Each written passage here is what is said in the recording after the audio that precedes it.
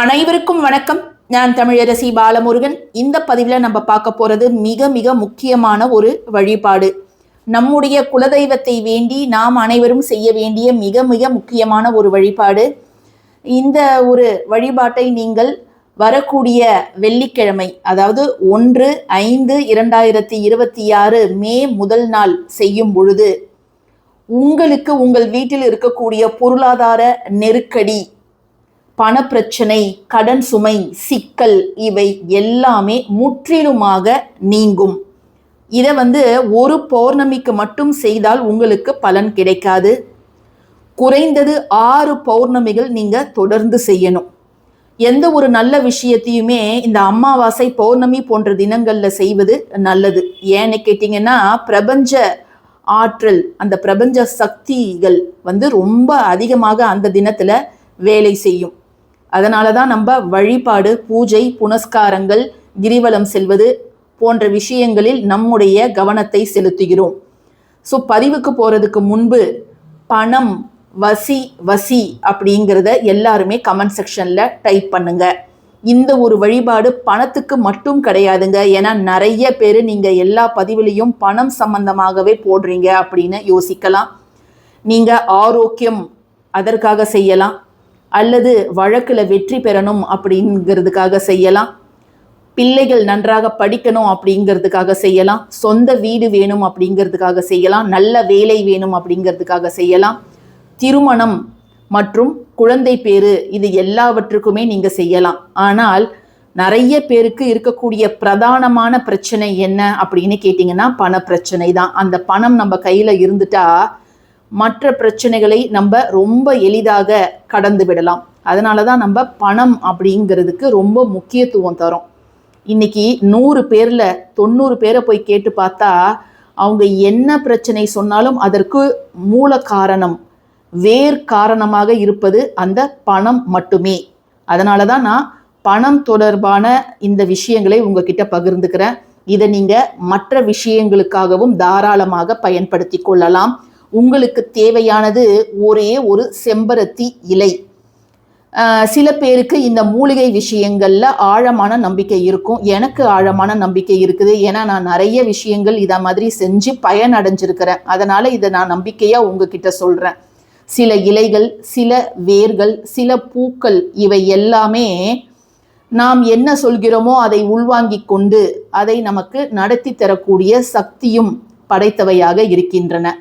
ஆனால் இதை மட்டுமே செஞ்சுட்டு நம்ம சும்மா உட்காந்துட்டு இருக்கக்கூடாது. நம்மால் ஆன முயற்சிகளையும் நம்ம தொடர்ந்து போட்டுக்கிட்டே தான் இருக்கணும். கூட இந்த மாதிரி சில விஷயங்களை செய்யும் பொழுது அது நமக்கு நல்ல ஒரு மன தெளிவையும் மன தைரியத்தையும் நம்பிக்கையும் தரக்கூடியதாக இருக்கும். அந்த வகையில் நீங்கள் வெள்ளிக்கிழமை செய்ய வேண்டிய நேரம் என்ன அப்படின்னு பார்த்தீங்கன்னா, வெள்ளிக்கிழமை நீங்கள் எந்த நேரத்தில் வேணாலும் செய்யலாம். பௌர்ணமி திதி இருக்கக்கூடிய நேரத்தையும் நான் இங்கே அட்டாச் பண்ணுறேன். ஸோ நீங்கள் தாராளமாக வெள்ளிக்கிழமை நீங்கள் குளிச்சு முடிச்சுட்டு எப்போ விளக்கேற்றுறீங்களோ அப்போ நீங்கள் இதை செய்யலாம். பொதுவாக ஏதாவது ஒரு விசேஷ நாள் வந்தால் நம்மளுடைய சேனலில் நிறைய பதிவுகள் நான் தருவேன். ஏன்னா சில பேருக்கு சில பொருள் கிடைக்கும், சில பேருக்கு சில பொருள் கிடைக்காது. ஸோ உங்களுக்கு எந்த விஷயம் செய்யணும்னு உங்கள் உள்மனசு சொல்கிறதோ அதையே நீங்கள் தாராளமாக செய்யலாம். ஏன்னா குலதெய்வத்தோட ஒருத்தவங்களுக்கு குலதெய்வத்தோட அருள் இருந்துட்டா அவங்க மற்ற விஷயத்தை எல்லாம் ரொம்ப ஈஸியாக சமாளிச்சிடலாம். குலதெய்வத்தோட அருள் இல்லாமல் நீங்கள் கோவிலாக சுத்தினாலும், பல ஆயிரம் செலவழித்து யாகங்கள் ஹோமங்கள் செய்தாலும் அதெல்லாம் நமக்கு பலன் கிடையாது. சரிங்களா? ஸோ எல்லாருமே பணம் வசி வசி அப்படிங்கிறத எழுதிடுங்க. இப்போது நம்ம அன்றைய தினம் என்ன செய்யணும், இந்த இலையில நம்ம என்ன செய்யணும் அப்படிங்கிறத நம்ம இப்போ பார்த்துடலாம். இப்போது ஒரு தட்டு எடுத்துக்கோங்க. அந்த தட்டு மேலே ஒரு செம்பருத்தி இலை, சிவப்பு நிற செம்பருத்தி, 5 இதழ்கள் இருக்கும் இல்லையா, அந்த செடியிலிருந்து தான் இந்த இலையை எடுக்கணும். அடுக்கு செம்பருத்திலாம் இருக்கும் பாருங்க, அதை எடுக்காதீங்க. மற்ற நிறங்களும் வேண்டாம். சிவப்பு நிற செம்பருத்தி இலை தான் நம்ம எடுக்கணும்.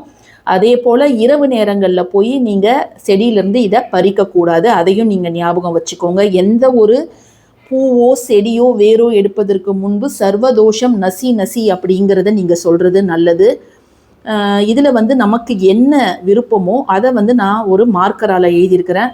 நான் மேலே வந்து அமௌண்ட் எழுதியிருக்கிறேன், ஆனால் உங்களுக்கு அது தெரியாது அப்படிங்கிறதால கீழே 1L 1,00,000 அப்படிங்கிறத எழுதியிருக்கிறேன். நான் பணம் தொடர்பாக தான் இந்த ஒரு விஷயத்தை செய்ய போகிறேன். ஸோ அதனால் நான் இதை எழுதியிருக்கிறேன். நீங்கள் திருமணமோ அல்லது குழந்தை பேரோ நல்ல வேலையோ எது வேணாலும் உங்களுக்கு விருப்பமானதை நீங்கள் எழுதலாம். எந்த நிறம் ஆனாலும் பரவாயில்ல. இது எழுதியிருக்கிறது உங்களுக்கு புரிந்தால் போதும், மற்றவங்களுக்கெல்லாம் தெரியணும்னு அவசியம் கிடையாது. சரிங்களா? இதில் வீட்டில் இருக்கிறவங்க ஒவ்வொருத்தரும் ஒரு வேண்டுதல் இருந்ததுன்னா அவங்களும் இதை செய்யலாம். அவங்க இன்னொரு இலை எடுத்து இன்னொரு தட்டு எடுத்து இதை நீங்கள் செய்யலாம்.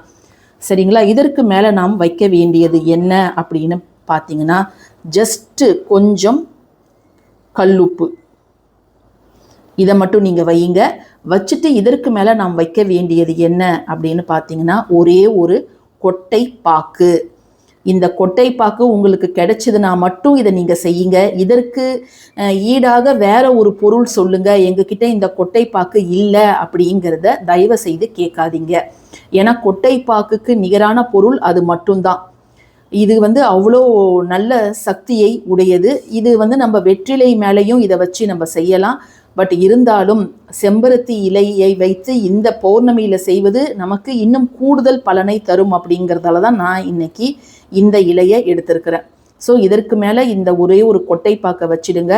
இப்போ பேக்கெட்டில் வர பாக்கோ இல்லை இதிலேருந்து ஒரு சின்னதாக இருக்கும் சர்க்கிளாக, அந்த பாக்கோ வேண்டாம். இந்த முழு பாக்கு தான் நம்ம எடுக்கணும். ஸோ இதில் ஒரு கொட்டை பாக்கு வச்சிங்கனாலே போதுமானது. இதை வைக்கும்பொழுது நீங்கள் என்ன விஷயம் கேட்குறீங்களோ அதில் இருக்கக்கூடிய தடைகளை இந்த உப்பு வந்து அதில் இருக்கக்கூடிய நெகட்டிவிட்டியை இந்த உப்பு சுத்தமாக நீக்கிடும். கொட்டைப்பாக்கு அந்த விஷயத்தை நமக்கு சாதகமாக்கி தரும். ஸோ அந்த இரவு முழுக்க, வெள்ளிக்கிழமை இரவு முழுக்க இந்த பொருள் வந்து மறுநாள் காலையில், அதாவது சனிக்கிழமை காலையில் நீங்கள் செய்ய வேண்டியது என்ன அப்படின்னு பார்த்தீங்கன்னா, இந்த உப்பை வந்து நம்ம தண்ணீரில் கரைச்சி விட்டுடலாம். இந்த கொட்டைப்பாக்கையும் இந்த இலையையும் நீங்கள் பூஜாடிகளில் பூத்தொட்டிகளில் இருக்கும்ல அந்த மண்ணில் நீங்கள் இதை போட்டுடலாம். இவ்வளோதான் நீங்கள் செய்யணுங்க.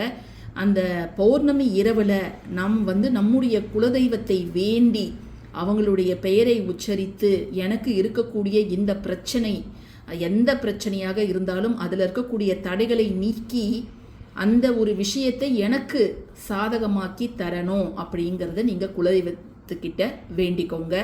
இன்னும் நம்ம சேனலில் பல முக்கியமான விஷயங்கள் உங்களுக்காக வந்துக்கிட்டே இருக்கும்.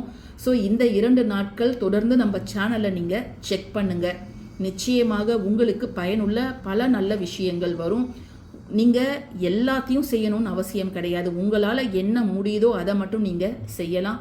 இன்னும் நிலைவாசலில் நாம் ஏற்ற வேண்டிய சில தீபங்கள், அதுக்கப்புறம் நம்ம குலதெய்வத்திற்கான ஒரு சிறப்பான வழிபாடு என்னென்னு நம்ம சேனலில் தொடர்ந்து வரும். ஸோ தொடர்ந்து நம்ம சேனலை பார்த்துக்கிட்டே இருங்க. பதிவு பிடிச்சிருந்ததுன்னா கட்டாயமாக லைக் பண்ணுங்கள், ஷேர் பண்ணுங்கள், நம்ம சேனலுக்கு சப்ஸ்கிரைப் பண்ணுங்கள். தேங்க்யூ ஃபார் வாட்சிங் திஸ் வீடியோ. நன்றி.